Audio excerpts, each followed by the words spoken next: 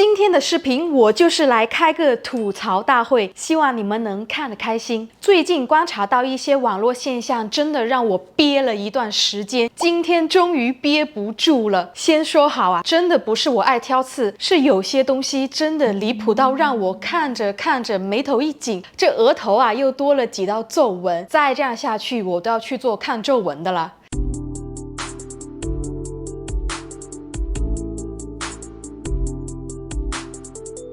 我真的很讨厌任何带有沉浸式标题的内容。沉浸式就是要小声、安静和助眠。现在的沉浸式视频里，但凡展示一件物品，都要用手指在那边。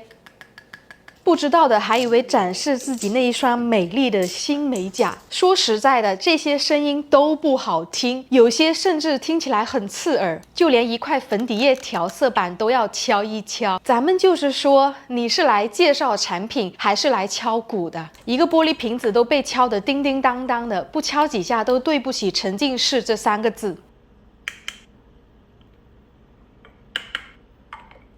可沉浸在哪儿啊？难道是沉浸在你那双10厘米的美甲上吗？就算标题上没有写着沉浸式，他们都已经成了条件反射，都要敲几下。还有沉浸式消耗和补货的视频里，什么盒子啊、空瓶啊，连纸巾袋都要敲一敲、碰一碰。难道这些真的是非敲不可吗？观众又不是瞎子，拿出来自然就能看到牌子了，还非得多加几声敲打的声音。那最开始呢，他们是想模仿 ASMR 那种助眠视频，发出一些白噪音能帮助睡眠，到后面就演变成了现在每件东西都要敲一敲，好像不敲的话这条视频啊就拍不下去了。这样的声音听多之后真的感到很烦躁，甚至还会有点生理不适。第二点，我最讨厌是那些从开头到结束的视频里，每一秒都有特效和音效，真的不是夸张，是每一秒哦。开头一个砰的音效，字幕飞出来，下秒放大缩小，再来一个咻的转场，再配个变声器，讲2句话又突然加个滤镜闪一下，你根本不知道是该看字幕还是看脸还是看画面。心灵的称呼从我做起。卡粉是不允许的。瞬间来一个图。这3秒一个卡点，5秒一个音效，而且视频音效比人声还要大，所有的人声重点反而变成了背景音。看完之后真的会感到很疑惑啊，我刚刚到底看了些什么呀？他说了哪些核心点呢？他们想要每一秒都抓住你的注意力，变着形式的抓，去刺激你的感官。那当然了，我自己也玩手机，我也会刷，我也让剪辑师帮我剪视频的时候要注意一下音效的音量。但除了要收集视频素材和写题材的时候需要翻个10几20条视频以外，平时空闲时间我是尽量让自己远离这种没有营养的内容。我也不是说非得去看多烧脑多深度的东西，只是我曾经也吸收过这样大量的内容，所以才能在这里和你说，这种高强度快刺激的内容起码有80%的机会最后都让你产生攀比心、消费欲望、焦虑和失眠的状态。那说到这里，现在大部分的内容都是有人设和摆拍还有剧本，这里就给你看一条非常直观的视频，而且大部分人看完之后心里会想，哇塞，男生好好哦，我怎么没有遇到这样的人？我觉得但凡有点智商的人都知道，这些都是提前设计好的场面。黄金，耳机，不行了，好吧，那我治疗喽。手机 ，OK， 游戏机。这男生的兜里可真像个哆啦 A 梦的魔法口袋啊，什么都能从里面掏出来。看到香水这里，我想说，女生的鼻子是没了嗅觉吗？开拍之前没有香味，怎么一提到香水之后，男生身上又多了一股新的香味呢？还在那边说是自己放的屁，谁会信啊？怎么有香味啊？没有啊，说放个屁。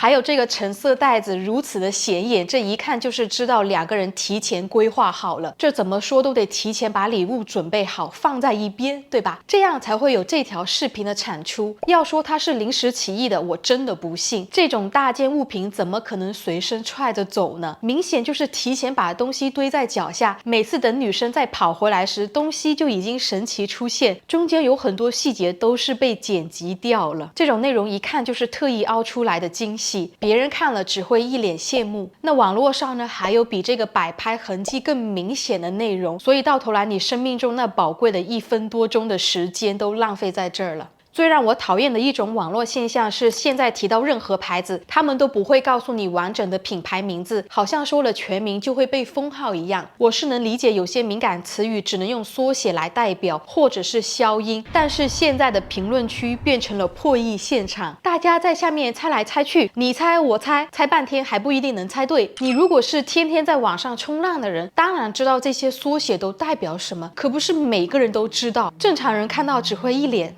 问号，你问他们这是什么牌子，他们不是回复一串字母，就是回复几个表情符号。MUJI 这个牌子呢，就回复木再加一只鸡的表情，毛吉吉呢就回复一只猫和2只鸡的表情。这我还是猜了半天才理解出来的。这要发展下去啊，以后你和朋友玩猜字谜的游戏，个个都能成为高手了。那当然了，还是有人将品牌名打出来的，只是回复了一个橱窗链接，能让你一键购买，这样呢，它也有一小部分的佣金。现在很多视频都会强调一句无管绿色分享，这纯分享的内容啊，都是没办法将品牌放出来的，因为他们会将你的账号视为打广，因此也让种草内容变得更隐蔽。评论区里不能说，但橱窗链接摆在那儿啊，你随手一点进去就能购买，博主不说不代表你买不了啊。这么看来，平台这个消费引导一点都没变少，现在就是让所有人都开始默认遮遮掩掩是一种正常的表达方式，到最后你真的是已经分不清什么是真心分享，什么是半隐形带货，什么是软管暗管，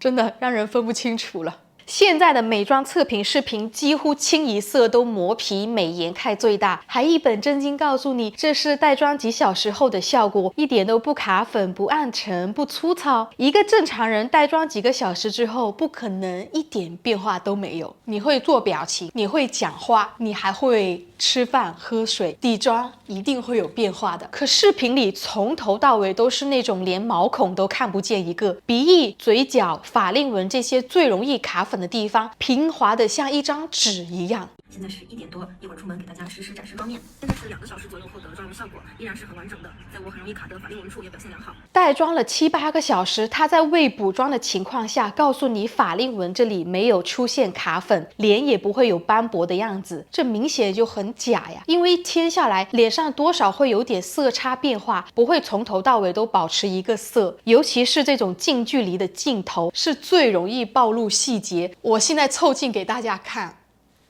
这是我的皮肤，电脑上面有这个打光，这里也有打光，所以你们看到的不一定是最自然的。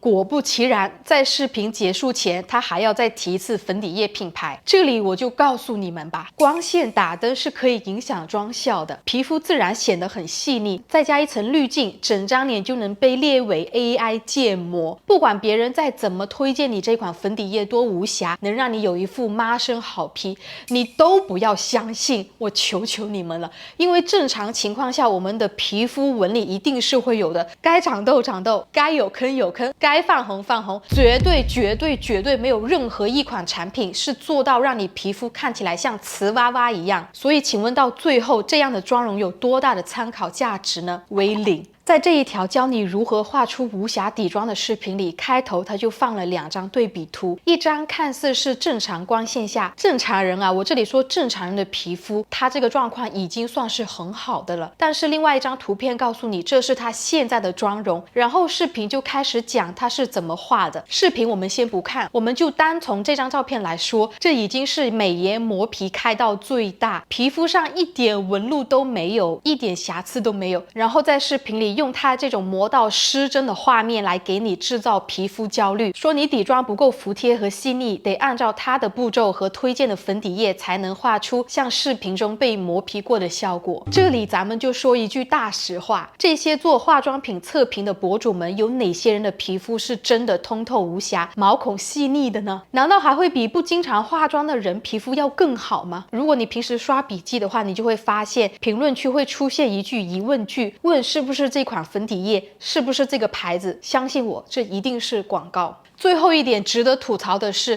当有人在平台上发笔记出来问一下如何改善皮肤状况，有女生问怎么样才能拉起引体，还有求改妆容的帖子里，这些内容底下的评论区都是答非所问。健身的帖子里都在炫耀自己的身材，等着别人来评论说哇塞好厉害好厉害。你问干皮如何补水，别人不回答，直接甩出一张自己的皮肤。这真的是没人想要知道你的皮肤是怎么样的。还有别人问过年回家要不要精致一点，评论里居然有人发出自己胳膊的照片，真的是一个个答非所问，一个比一个还要凡尔赛。如果你真的想让别人评论你，请单独发一篇笔记好吗？这评论区啊，已经成为了一个让人伪分享式的炫耀。当别人问妆容要怎么改，评论区就出现一句，我就随便涂了一层隔离，加上粉底液，就这样出门，配上一张自拍。你问他如何变好，他告诉你自己已经很好。你问如何改善，他告诉你他没有这个问题。然后就个个凡尔赛，发出自己最好的那一面。别人发帖子收到男朋友的礼物，结果评论区下面就有人回复自己收到更贵的礼物。这种人的评论呢，就是在确认自己的优越感。